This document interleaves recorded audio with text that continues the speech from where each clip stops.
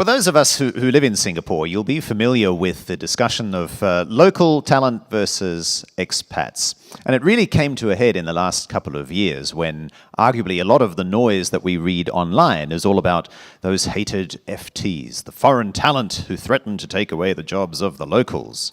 Meantime, the government's reacted by clamping down on the number of foreigners that companies can hire. And as a result, we in Singapore enjoy a very low unemployment rate to the extent that we suffer a talent squeeze.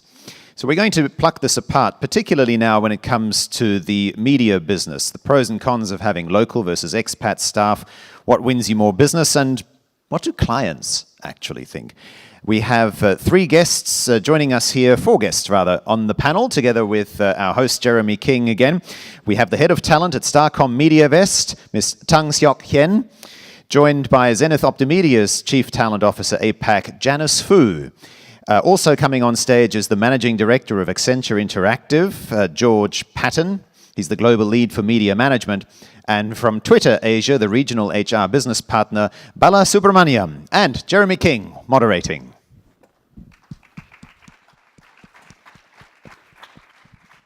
Thank you very much, Mark.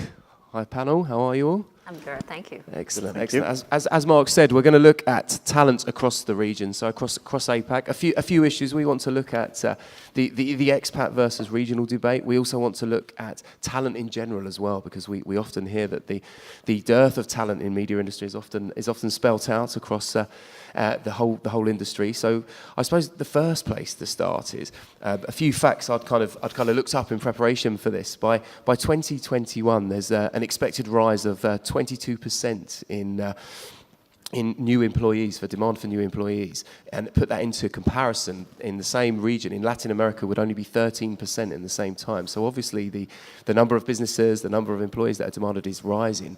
How is the region kind of finding that talent, I suppose, and how does it unearth it? Don't be shy. I'll kick off. I think firstly it comes from the region itself, and I think it's going to be a very interesting debate because 4 billion people live within the circle we heard about yesterday. And of course the talent, of course the industry will grow from within and grab fantastic people and bring them along on the journey. Excuse me, I refute that it has to come from expats, being an expat myself. And I strongly believe that the media industry and the broader industry will nurture and grow with people within the local markets within Asia Pacific. I think to add on to that point, the good news is that I think by 2020 and until 2050, I think 35% or 50% of the workforce is going to come from Asia, given the young workforce in general. So there is a good potential of labor to be employed and leverage in this region by itself. So I think it's really about the quality of the talent that, from a media perspective, I think I'm more concerned about. And also to how do we actually develop fast enough to the kind of capability or skill sets that we are looking for, and also to develop the local or Asian talent, leadership especially. I can add to that in terms of thinking about Asia as a market. It's one of the fastest growing markets, whether it's conventional media, specifically for digital media. And I work with Twitter, and if you can see the kind of growth that we've had in revenue, a large portion of that comes from outside the US. But when we look at markets, there are two things broadly. One is an understanding of consumer behavior and consumption pattern, even if it's digital media. And the second is an understanding of technology and the platform. Some markets are far more advanced than a country like Indonesia, for instance. We've just opened an office in Indonesia. The consumption pattern in a country like Japan is far superior in the kind of content they consume, the kind of devices they consume content on. About 50% of searches in Japan happen on handheld devices. So there is a huge amount of learning that we can get from markets which are further ahead on the curve and bring that to emerging markets like Indonesia, like India, and apply that. So talent, yes, needs local understanding, needs a lot of local expertise, which definitely comes from the local workforce. There's a lot of learning that we can import from other markets. And it's a transition process before our markets are self-sufficient to handle both the local knowledge and technology. I think we really need to look at the region as a whole rather than just individual country, because people are so mobile now. I think I agree with Seok that there is no shortage of young talent in the region. You know, we have a lot of graduates. For example, in China, last year in 2014, there's 7 over million of graduates coming into the workforce. And how do we actually leverage on this resource and ensure that they are equipped with the right capability and they are ready and, you know, they're able to deliver the business results that we want. So I think that's what we should be focusing on. Yeah. So kind of harnessing the talent that you think is there. How do you persuade them to come into our industry? I mean, with startups and with technology companies, and if you're looking at someone like Twitter, there's kind of a sexiness around that, if you like, that drags people in. But, you know, for traditional media agencies, for other media owners, for, you know, other sectors within media, how do you bring them in? I think it depends on the different levels. We must have different strategy to attract different levels of people. Let's say if we look at the fresh graduates, of course, if you ask most of the fresh graduates, they always say that, I would like to go to the financial sector because it pays well, it looks more glamorous. And I suppose because I came from the banking industry in the past, and moving from banking to media is a totally different story. And how do we appeal to the youngsters in the schools? So basically, I think we need to get them to know how exciting the industry can be, what can they do, and how can they really unleash the potential. Because if you look at the banking industry, it's really getting more and more regulated. And there are always people who are not as comfortable or they do not live up to their full potential if they're in that certain kind of environment. I think all of us have different preference and passion. So how do we appeal to the right people, the right target audience, and what kind of future can we paint them? If we are really serious about developing them, what do we put in place? And I think based on that, we can then appeal to that you know, potential or passion. And in the middle level, we have to really look at our talent acquisition strategy. Are we kind of keep recycling or getting people from the same agencies, in the same industry, or are we looking at other industry? Maybe we can bring in fresh blood. And how do we integrate this fresh thinking and new style or different style into our industry? I think that is something that we should think about. I think it's critical to make people realize that you are putting them first. I work in the management services industry. You guys work in agencies, work for Twitter, obviously. And people are our biggest asset. That's what we take to market. That's how we make money. And it's by nurturing that talent at all levels, making them feel valued, giving them proper training, giving them opportunities.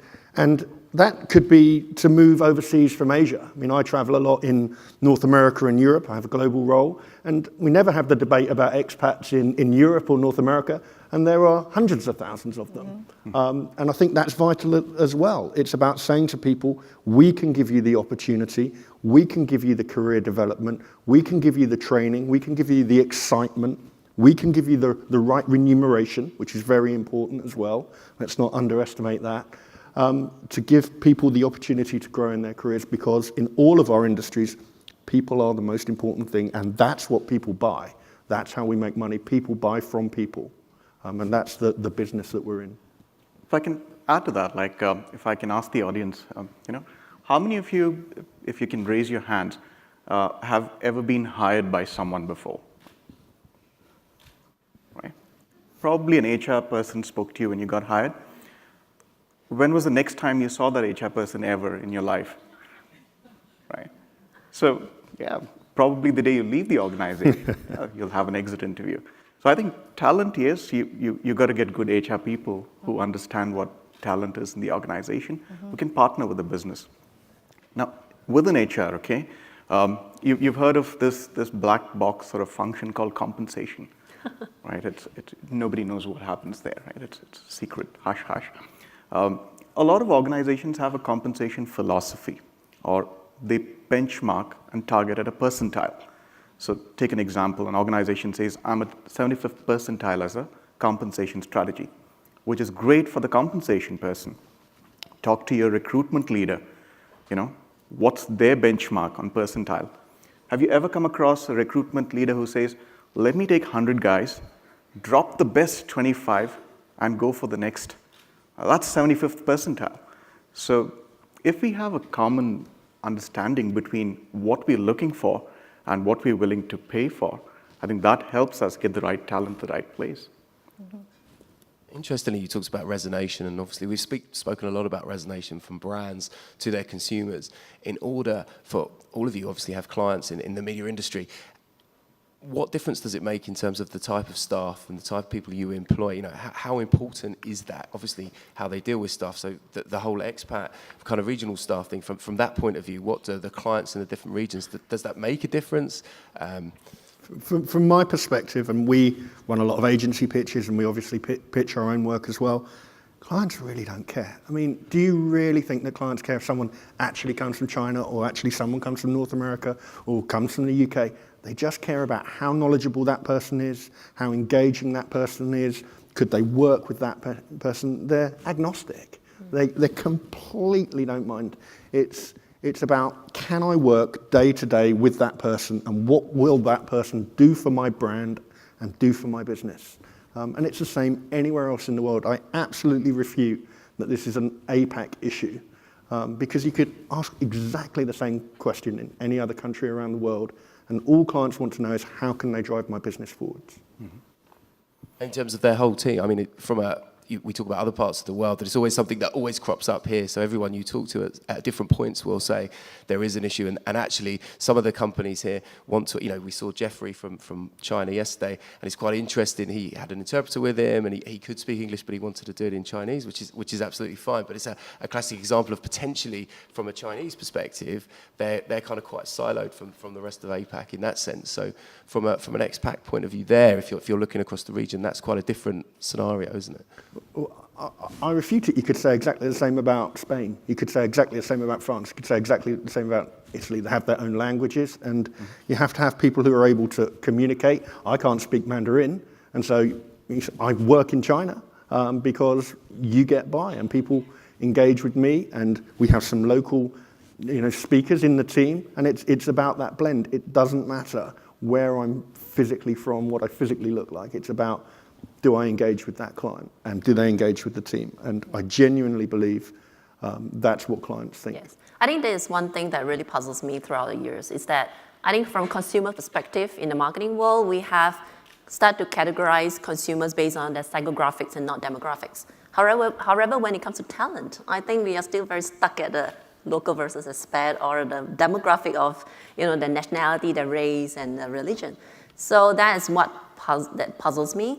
I think it's really, let's move on to the psychographic of the talent. It's like whether this talent is, in terms of their interest and personality, more towards a problem solver of a client's business issue, or more an influencer, or more an integrator. I think let's start to look at the skill sets and the attributes or the behaviors, rather than the race and nationality of it. Yeah. I think that's very true as well, because a lot of times when we look at a person, especially if we kind of transfer the person from another part of the office, in the other part of the world, to a local market, let's say, for example, an Asian market, I think two things happen. First is that we really need to do two things. First is really ask ourselves, why do we bring in a particular talent? What is the key expertise that this person can deliver, and what is expected of the person? And the other thing is really about how do the local staff perceive? I know that we have to move past that, whether you are expat or local, but I think we really need to address how the local staff is perceiving this, whether it feels the perception that it creates a kind of a glass ceiling for them. So I think we need to really look at talent program or talent structure management in terms of how do we really give opportunity for the local talent to be managed and developed, and how do we build capabilities that are sustainable for the organization. And we also need to set very clear key objectives for the talent, foreign talent that we bring in terms of how do they kind of build a local capability that is sustainable. So I think we need to manage that in a more holistic way. But that's why it has to be a global initiative. Yep. Yes. And that's why it has to, you have to say to a local Singaporean, why don't you go and work in New York? Because it's a development for the business in New York to learn from someone from Singapore, and it's a development for that individual person. Accenture, we employ 310,000 people, and they move around the globe because we realize it develops the individual and it helps the firm. And that's really important to us because, as I say, people are our biggest asset. And is that happening across all of your companies? Are you all kind of encouraging your local teams to go out into international roles in other places? Yes. Absolutely. Yeah.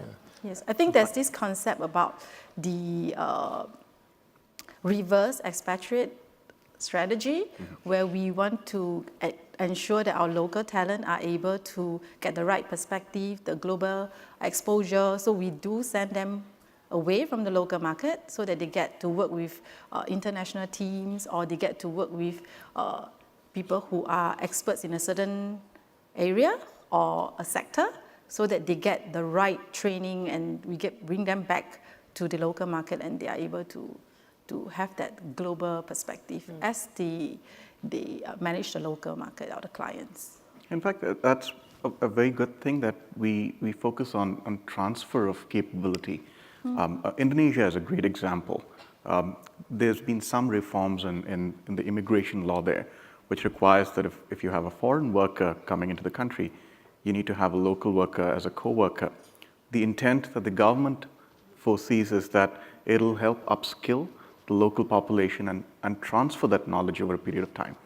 Now, there's only so much that governments can do. I think every organization takes on that responsibility to make sure that we transfer knowledge, and that's the only way it's sustainable. We work with many clients in multiple markets, and I think it's vital for my team to spend time here if they're genuinely working on what we call a global account. So we work with some clients in 60 or 70 markets, and how can they work on and deal with a central global client based out of London or New York if they haven't actually spent time in Asia? You wouldn't expect someone from Europe to talk about North America without having spent time there. And so exactly the same principle has to apply here. And what we're seeing a shift in our business. More and more APAC clients are coming to us saying, tell us about what's happening in Europe. Tell us what's happening in North America, but being headquartered here. So actually, we want to see our group, our teams here, expand their European knowledge and expand their North American and LATAM knowledge. So they become truly global and not just have global people in London or New York, for example. They need to be in Shanghai, they need to be in Singapore, they need to be in Hong Kong, they need to be in Delhi, they need to be in Jakarta, because that's what clients are requesting. Exactly. I think it's the mindset that we're talking about when it comes to globalization. I don't know how many of you in this audience that you feel that some of your global people are not really truly global in terms of mindset. It is quite common, actually. So I think for Starcom itself, basically, there's one area of focus that we actively pursue is to attract Asian nationalities to come back into Asia, for those who are currently working or studying overseas, so that when they come back, they actually help to diverse the workforce in terms of mindset rather than the demographic. And, you talk about the education of learning the global and coming back to the regional areas. We talked briefly on the education. Where do we start in that education process in terms of, particularly for the media industry, encouraging them to come into that instead of financial industries here are obviously very appealing from a financial perspective. How do we bring them into media, and how do you retain that talent essentially, and where do you look besides, do you go into schools, do you create the programs there individually? Is it a government-led initiative? Personally, I spend a lot of time building relationships with schools and try to influence their curriculum, or doing one-off kind of initiatives with them to actually educate them more about the media industry in general. So in Singapore, in Malaysia, in Philippines and Thailand, I mean, some of our guys actually kind of at a general management level, they go and lecture or part-time lecture in those schools and universities to actually educate and try to bridge the gap between the academic world and the corporate world.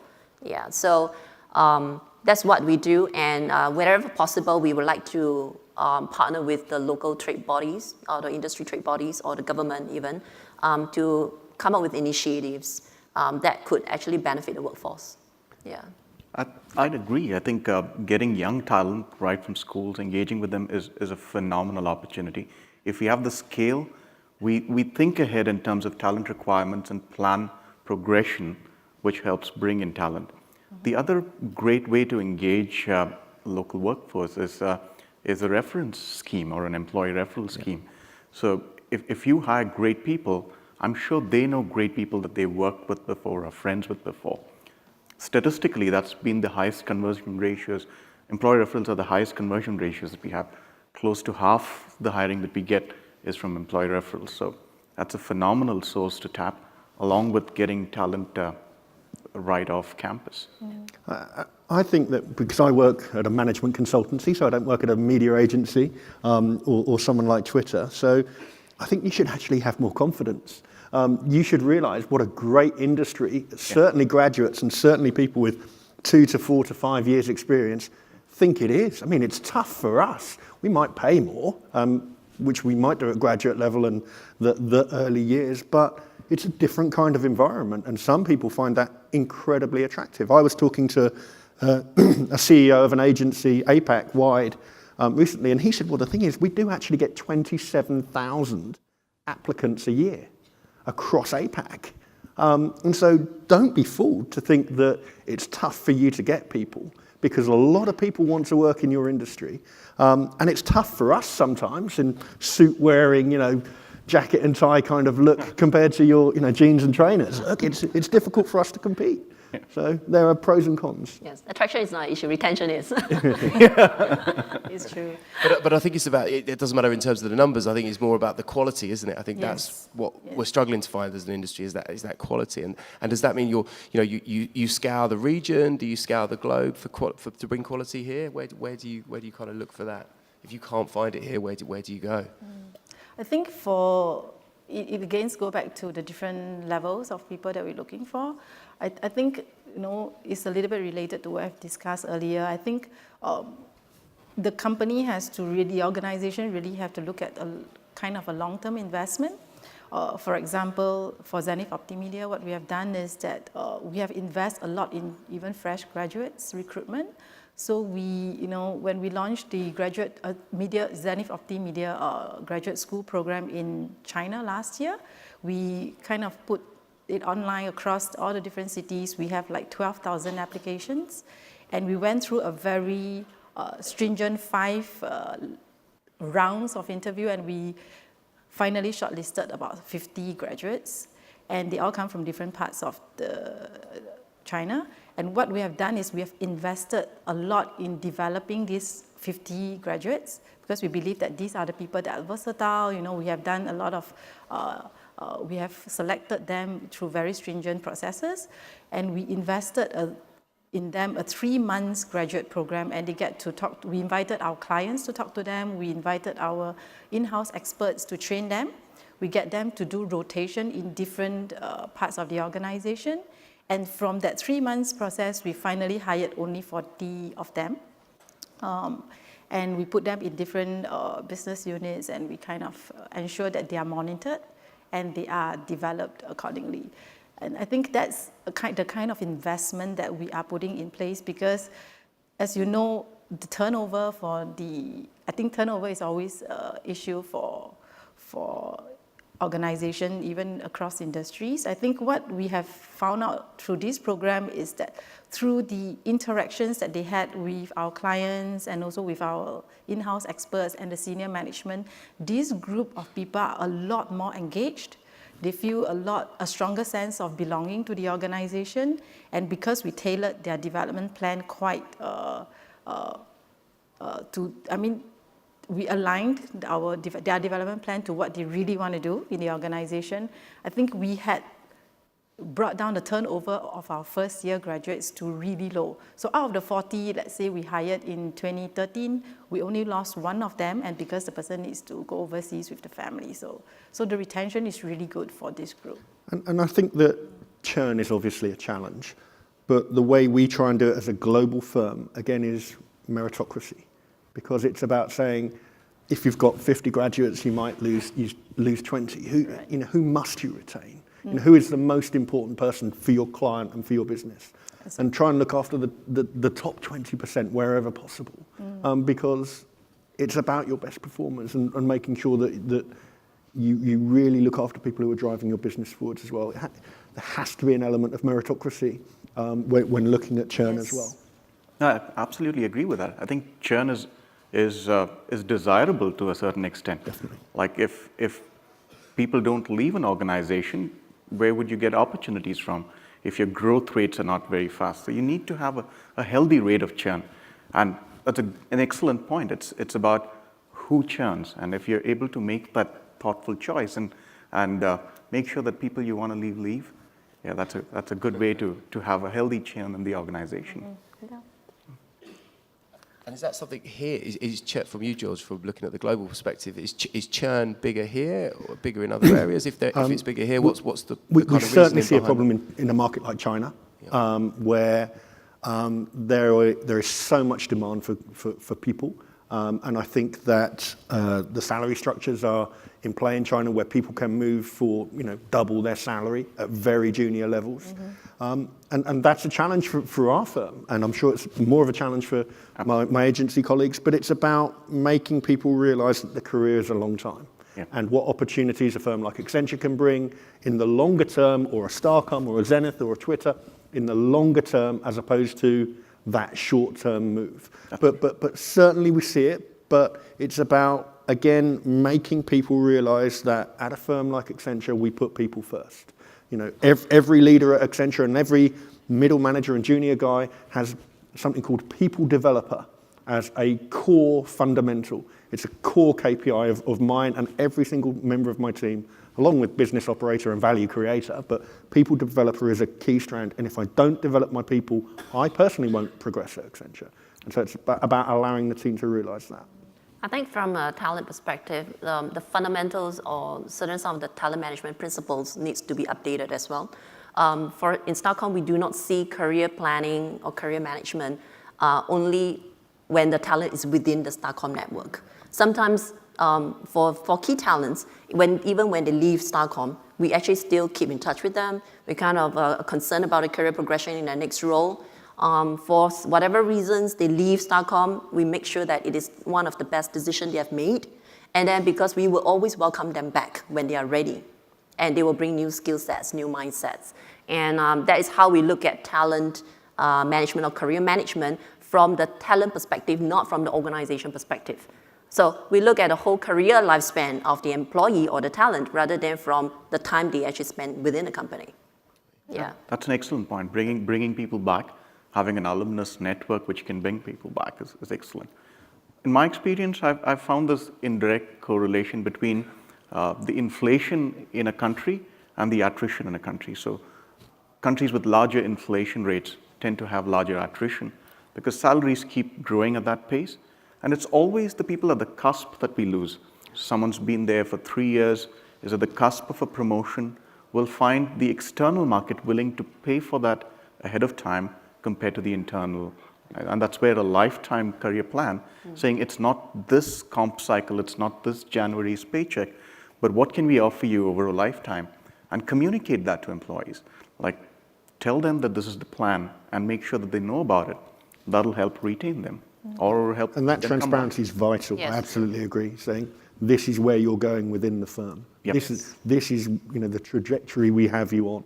I think that's vital to be that transparent.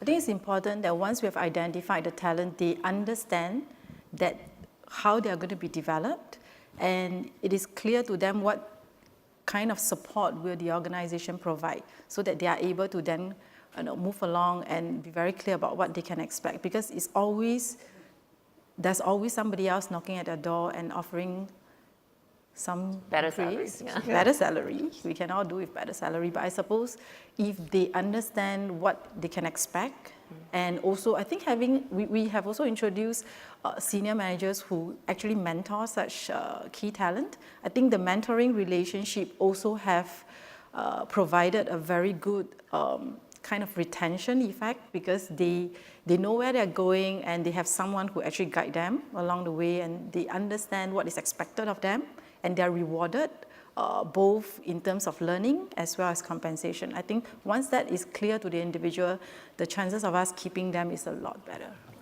And I think two functions come together, right? You have talent acquisition and talent development.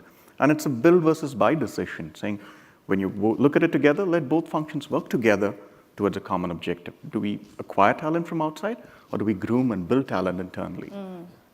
Absolutely, and I think it's a fascinating debate. I just realised we're getting close to the end, so I know a lot of you in here have identified this as a burning topic, so who has a few questions for our panellists before we lose them? Hello. Vasu again. Sorry, guys. How many questions? How are you, Vasi? Not too bad, Jeremy. Good to see you. Good to see you. For those of the four of you on the stage, the question is, for the same role in Asia, what's the proportion of Europeans and North Americans in that role? And for the same role in Europe and North America, how many Asians do you have? Who would like to go first? I can't speak for the 310,000 people that we have at Accenture, so I'm not too sure of the split. We probably have in Asia, I would say, less than 10% of us are expats. And I would say it's probably a similar amount in Europe and North America. There's an absolute consistency between the two. I don't see, in my part of the business, an over-reliance on expats here versus anywhere else in the world. And I'd say it's less than 10% would be expatriates for my part of the business. But my question was more to do with how many Asians are in the same positions in Europe, and not about expats. The question is not about expats. Some of my European leadership team are from Asia, and two people in my North American team are from Singapore specifically. So a reasonable amount from my end. For Starcom Network, I think headquarters is in Chicago in US, so I think about 5% Asian. I think for any technology organization, it's slightly different. Whether it's Google, I used to work with Google earlier, or with Twitter now. I think we have a larger portion of people from Asia working at headquarters. I think we got great people in the region. It's great talent. So we have a larger portion of people from Asia working in headquarters, and a fewer percentage of people. I wouldn't know the exact number, but I can bet on that being a larger number. I think for Zenith Optimedia Group, I don't have the exact number as well, but I think it will be less than 5%.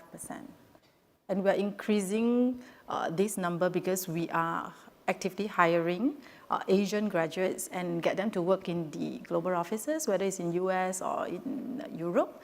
And after a certain number of years, we will then invite them back to their home country. So this will kind of give us a much global mix of talent.